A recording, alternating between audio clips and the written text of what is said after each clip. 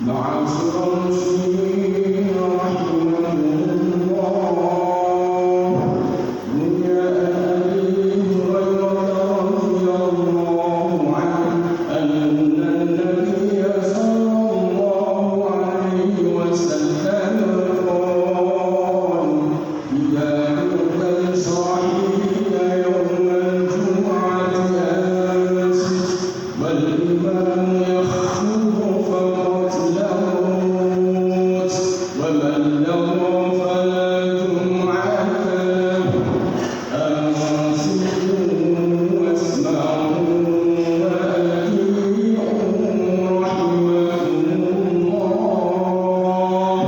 أنصتوا واسمعوا وأطيعوا رحمكم الله،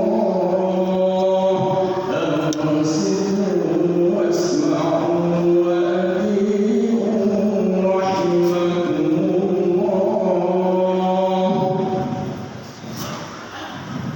اللهم صل على محمد، اللهم صل على سيدنا محمد، اللهم صل على سيدنا محمد وعلى آل سيدنا محمد. السلام عليكم ورحمة الله وبركاته. الله أكبر، الله أكبر،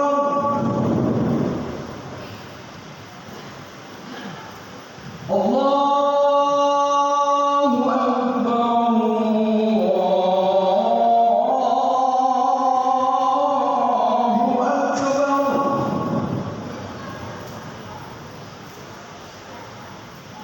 أشهد أن لا إله إلا الله،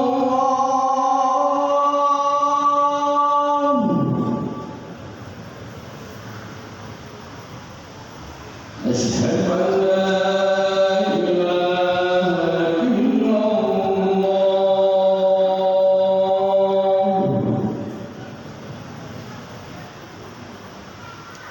أشهد أن محمدا رسول الله،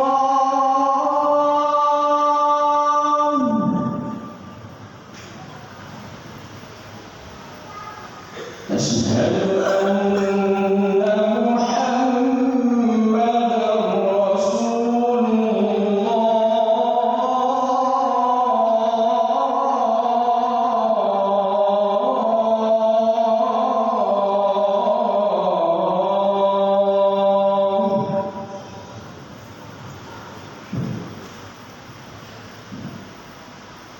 حي على الصلاة،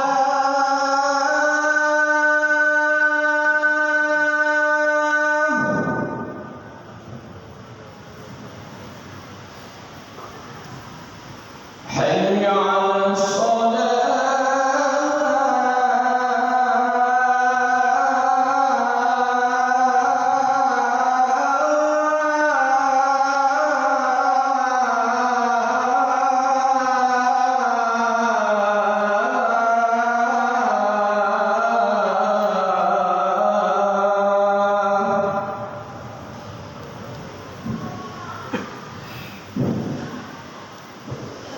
حي على الفلاح،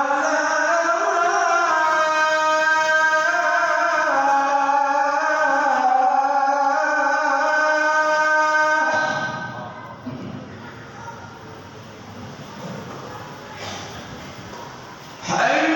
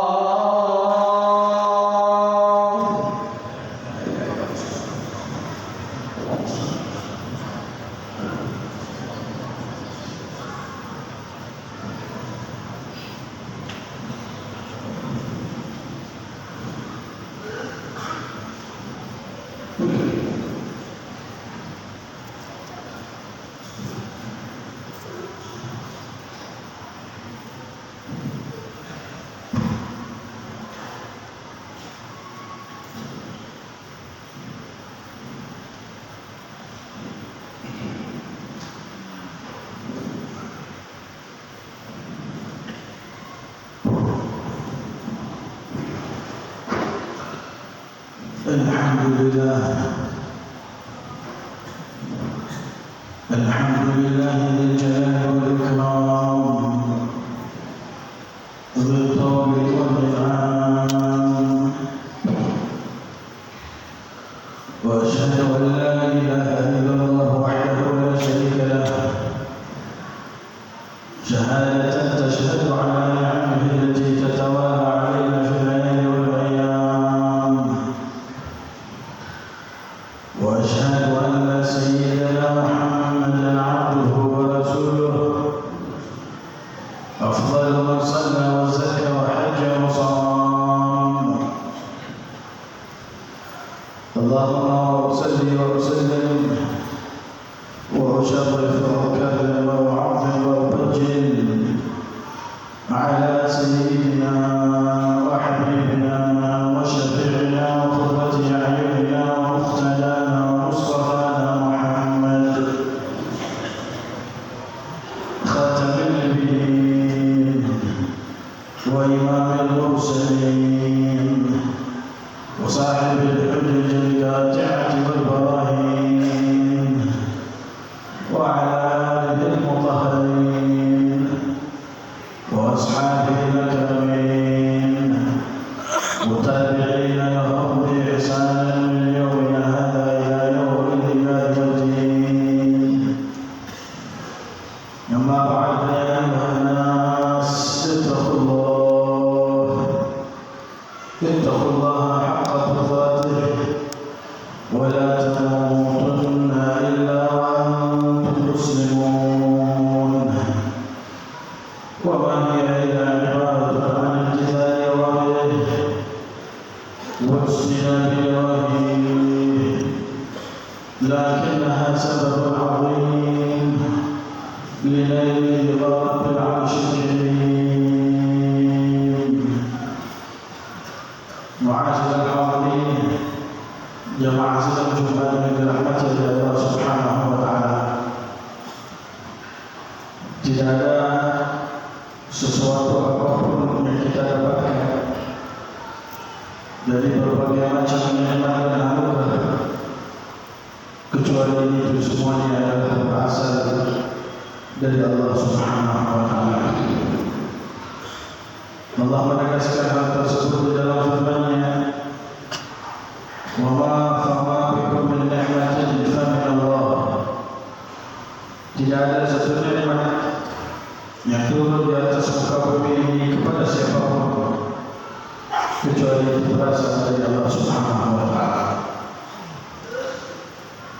Kemudian Allah Subhanahu wa taala di dalam ayat yang lainnya menjelaskan kepada kita dan menunjukkan kepada kita semuanya bahwa nikmat yang diberikan oleh Allah Subhanahu wa taala kepada kita itu adalah nikmat yang begitu banyak dan berlimpah.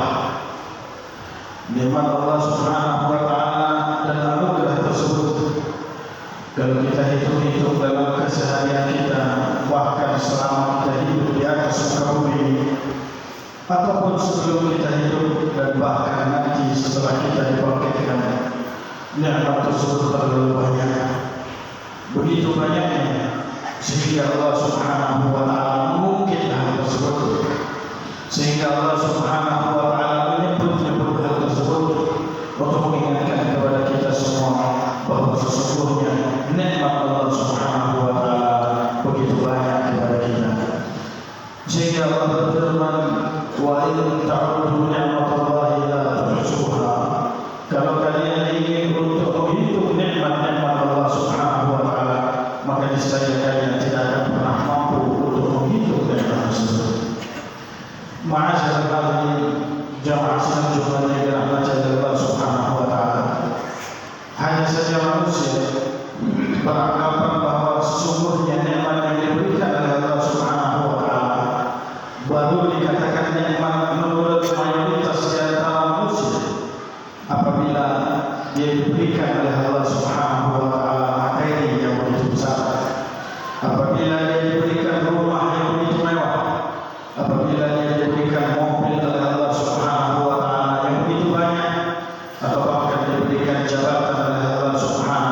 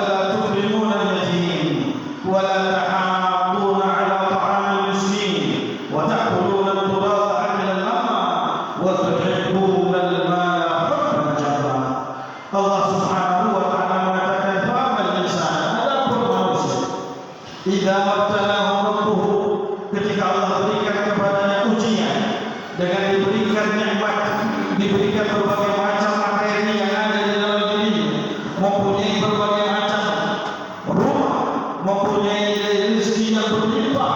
Saat itu dia akan berkata, "Fayaqulu rabbi akraman," maka Allah telah memuliakan aku. Wa amma idza mabtalahu faqadara alaihi rizqahu, apabila dia diuji oleh Allah Subhanahu wa taala, ternyata rezekinya tidak banyak, ternyata rezekinya dipersempit oleh Allah Subhanahu wa taala, ternyata materinya kurang, maka dia akan berkata, "Fayaqulu rabbi ahana," Allah Subhanahu wa taala telah menghinakan saya.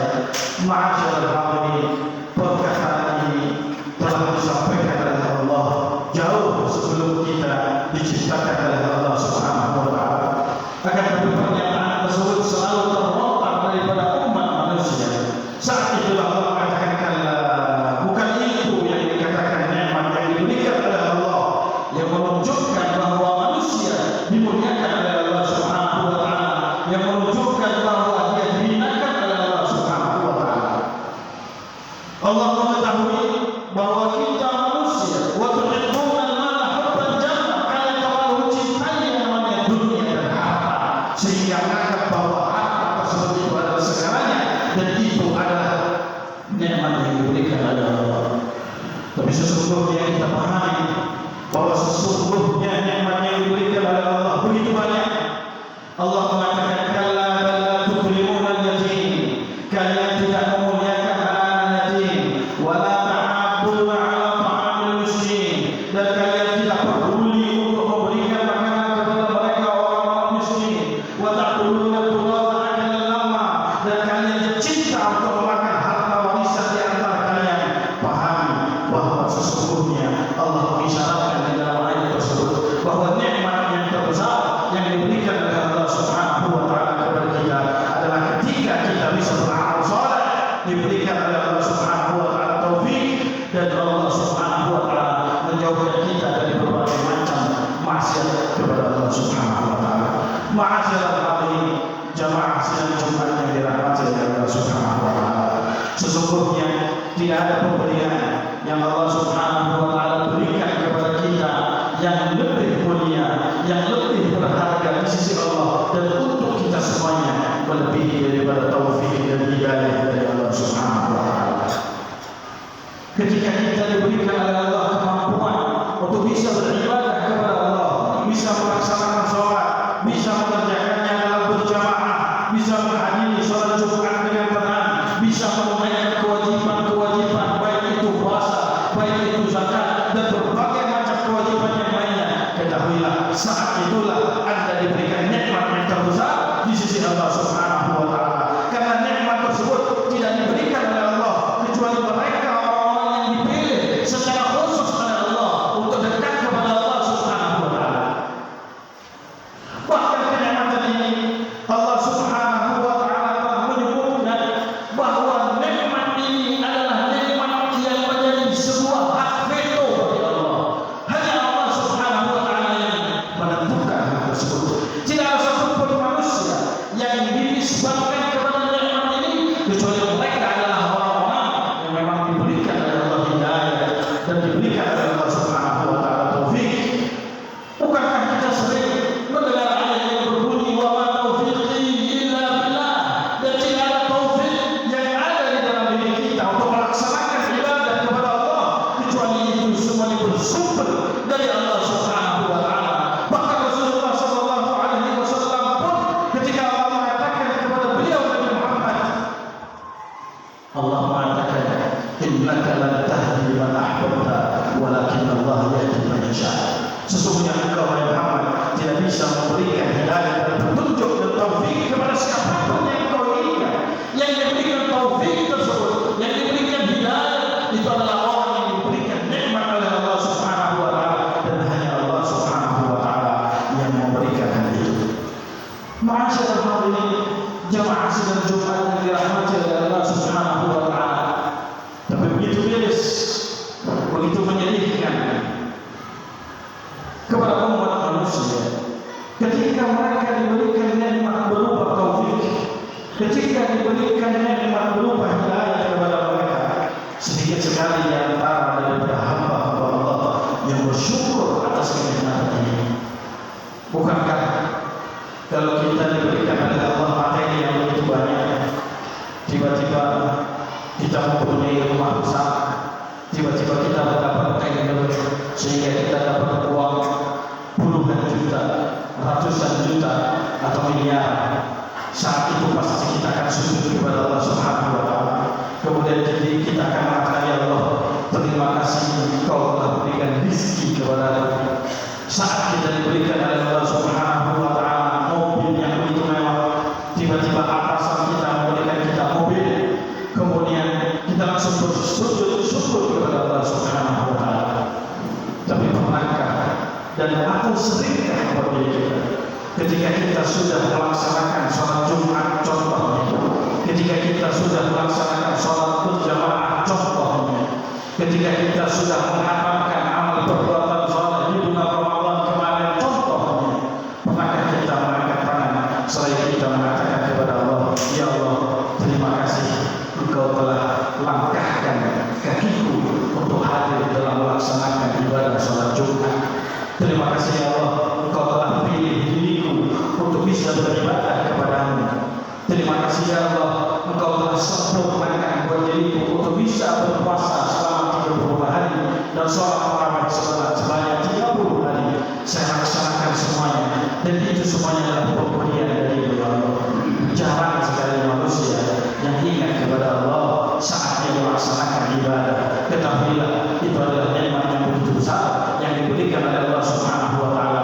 Tapi sedikit di antara kita yang bersyukur atas nikmat tersebut, sehingga kita tidak merasakan nikmat itu, sehingga kita tidak merasakan kelezatan ketika kita beribadah. Kita bisa merasakan kelezatan saat kita diberikan rumah oleh Allah yang begitu besar, kita diberikan mobil oleh Allah, kita merasakan lezat ketika kita menaiki itu mobil, ketika kita berada di dalam itu rumah, ketika diberikan oleh Allah uang, ketika diberikan makanan, kemudian kita menyantap makanan menggunakan uang tersebut, kita merasakan kelezatan. Kenapa? Karena Anda merasa bahwa itu adalah nikmat. Tapi ketika kita berada di dalam ibadah kepada Allah, pernahkah kita merasakan kelezatan sehingga kita ingin untuk melaksanakan kembali, kita ingin untuk mengulangi daripada ibadah tersebut? Ya, kita tidak pernah merasakan hal tersebut karena kita tidak menganggap itu adalah nikmat dari Allah Subhanahu wa Ta'ala. Ma'asyiral hadirin yang dirahmati oleh Allah Subhanahu wa Ta'ala. Oleh karena itu, yang ingin saya sampaikan, jangan jadikan materi tersebut adalah sebuah titik fokus dari diri kita dan menganggap itu adalah nikmat yang diberikan oleh Allah hanya dalam itu saja.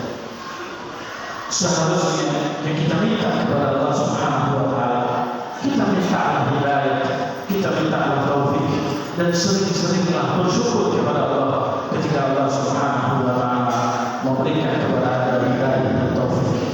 Dengan harapan ketika kita bersyukur kepada Allah dengan nikmat hidayah dan taufik, ketahuilah bahwa sesungguhnya Allah akan menambah hal tersebut sehingga kita menjadi orang yang istiqomah di dalam melaksanakan ibadah, kita menjadi orang yang istiqomah di dalam melaksanakan sholat Jumat, kita menjadi orang yang istiqomah dalam melaksanakan sholat berjamaah, kita istiqomah dalam melaksanakan puasa, kita istiqomah di dalam membaca daripada Al-Quran, karena memang kita merasakan itu adalah nikmat dan kita mensyukuri hal tersebut sehingga tidak terputus bacaan Al-Quran setelah hilang dari kita bulan suci Ramadan tersebut. Oleh karena itu, melalui ibadah yang mulia ini, mudah-mudahan kita meminta kepada Allah Subhanahu wa Ta'ala, dan tidak ada permintaan yang lebih hebat menurut para ulama, dan tidak ada anugerah yang lebih mulia menurut mereka para ulama kecuali Allah Subhanahu wa Ta'ala selalu dan senantiasa memberikan kepada kita taufik, memberikan kita hidayah. Amin amin ya rabbal alamin. A'udzubillahi minasyaitonir rajim.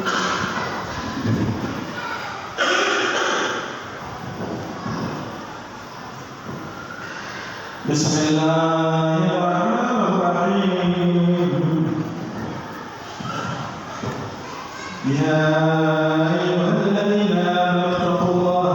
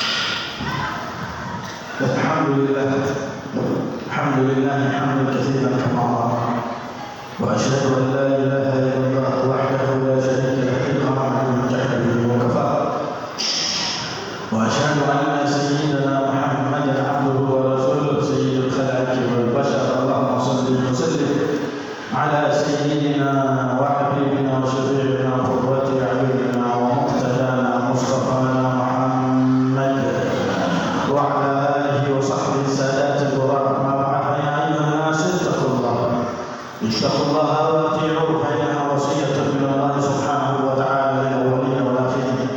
قال الله تعالى في كتابه العزيز وهو أصدق القائلين: ولقد وصينا الذين أوتوا الكتاب من قبلكم وإياكم أن اتقوا الله. ثم إن الله أمركم بأمر بدأ فيه بنفسه وثنى بملائكته المسبحة بقدسه، وقال تعالى: وليس على ذلك قائلا عليما إن الله وملائكته يصلون على النبي يا أيها الذين آمنوا صلوا عليه وسلموا تسليما. اللهم صل وسلم على سيدنا محمد وعلى آل سيدنا محمد وأزواجه وذريته كما صليت على سيدنا إبراهيم وعلى آل سيدنا إبراهيم إنك حميد مجيد. وبارك على سيدنا محمد وعلى آل سيدنا محمد وأزواجه وذريته كما باركت على سيدنا إبراهيم وعلى آل سيدنا إبراهيم في العالمين إنك حميد مجيد. وارض عن الصحابة أجمعين، خصوصا أبا بكر وعمر وعثمان وعلي وجميع العشرة المبشرين بالجنة. اللهم اغفر للمسلمين والمسلمات والمؤمنين والمؤمنات الأحياء منهم والأموات. اللهم عافنا والطف بنا واحفظنا وفرج عنا والمسلمين. اللهم اكفنا وإياهم شر مصائب الدنيا والدين. اللهم أصلحنا وأصلح من في صلاحه صلاح الإسلام والمسلمين، ولا تهلكنا وأهلك من في هلاكه صلاح الإسلام والمسلمين. اللهم ادفع عنا وارفع عنا وعن المسلمين، خصوصا يا رب إخواننا في فلسطين وفي إيران وفي لبنان، الأذى والغلاء والوباء والجوع والحروب والزلازل والسيول والفتن والمحن ما ظهر منها وما بطن برحمتك يا أرحم الراحمين. ربنا لا تزغ قلوبنا بعد إذ هديتنا وهب لنا من لدنك رحمة إنك أنت الوهاب. ربنا ظلمنا أنفسنا وإن لم تغفر لنا وترحمنا لنكونن من الخاسرين. ربنا هب لنا من أزواجنا وذرياتنا قرة أعين واجعلنا للمتقين إماما. ربنا اغفر لنا ولإخواننا الذين سبقونا بالإيمان ولا تجعل في قلوبنا غلا للذين آمنوا ربنا إنك رؤوف رحيم. ربنا آتنا في الدنيا حسنة وفي الآخرة حسنة وقنا عذاب النار. ربنا تقبل منا إنك أنت السميع العليم وتب علينا إنك أنت التواب الرحيم. عباد الله، إن الله يأمر بالعدل والإحسان وإيتاء ذي القربى وينهى عن الفحشاء والمنكر والبغي يعظكم لعلكم تذكرون. واذكروا الله العظيم يذكركم واشكروه على نعمه يزدكم ولذكر الله أكبر والله يعلم ما تصنعون. الله أكبر.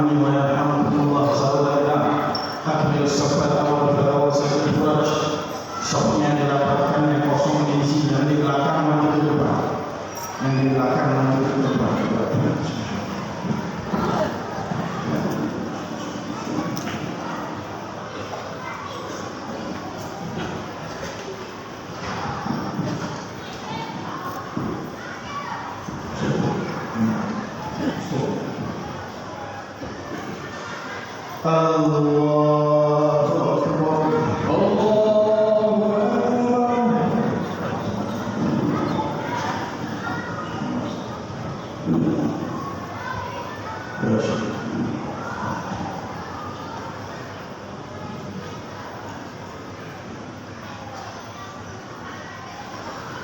Bismillahirrahmanirrahim. Alhamdulillah Rabbil alamin. Ar-Rahmanir-Rahim. Maliki yawmiddin. Iyyaka na'budu wa iyyaka nasta'in. Ihdinas siratal mustaqim. صراط الذين أنعمت عليهم غير المغضوب عليهم ولا الضالين.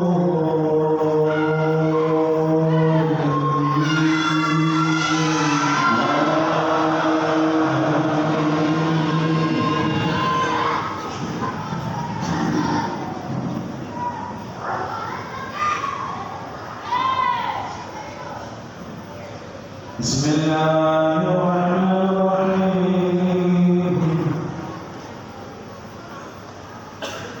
سبح اسم ربك الأعلى الذي خلق فسوى والذي قدر فهدى والذي أخرج المرعى فجعله غثاء أحوى سنقرئك فلا تنسى إلا ما شاء الله إنه يعلم الجهر وما يخفى ويسألك لليسرى فذكر إن نفعت الذكرى سيذكر من يخشى ويتجنبها الأشقى الذي يصلى النار الكبرى ثم لا يموت فيها ولا يحيا قد أفلح من تزكى وذكر اسم ربه فصلى بل تؤثرون الحياة الدنيا والآخرة خير وأبقى إن هذا لفي الصحف الأولى صحف إبراهيم وموسى. الله أكبر.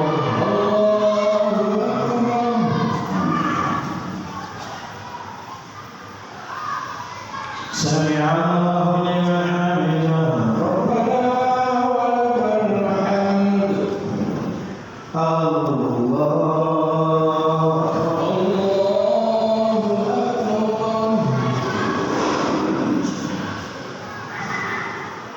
أكبر. الله أكبر.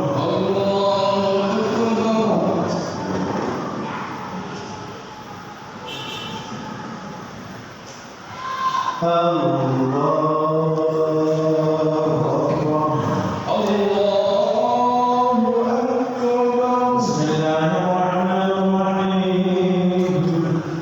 الحمد لله رب العالمين الرحمن الرحيم مالك يوم الدين إياك نعبد وإياك نستعين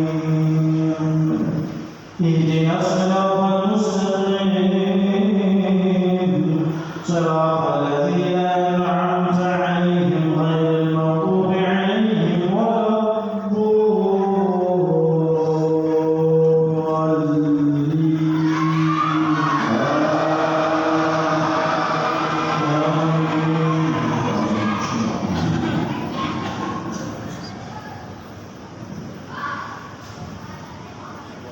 بسم الله الرحمن الرحيم. هل أتاك حديث الغاشية وجوه يومئذ خاشعة عاملة ناصبة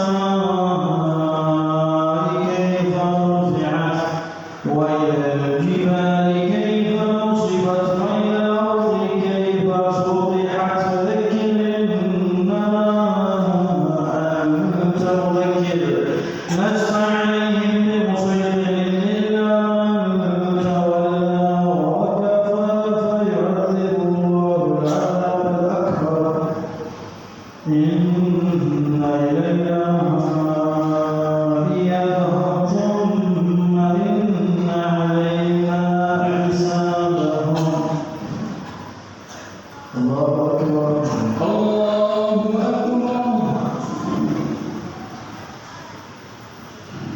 سمع الله لمن حمده ربنا ولك الحمد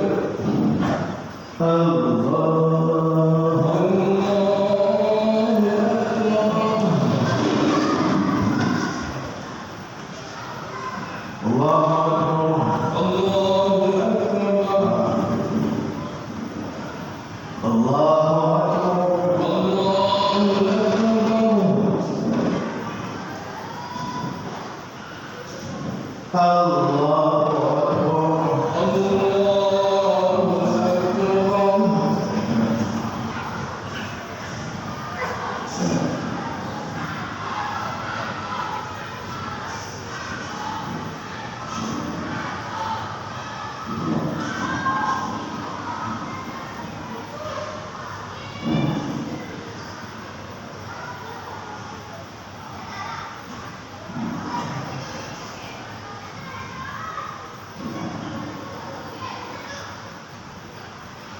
السلام عليكم ورحمة الله.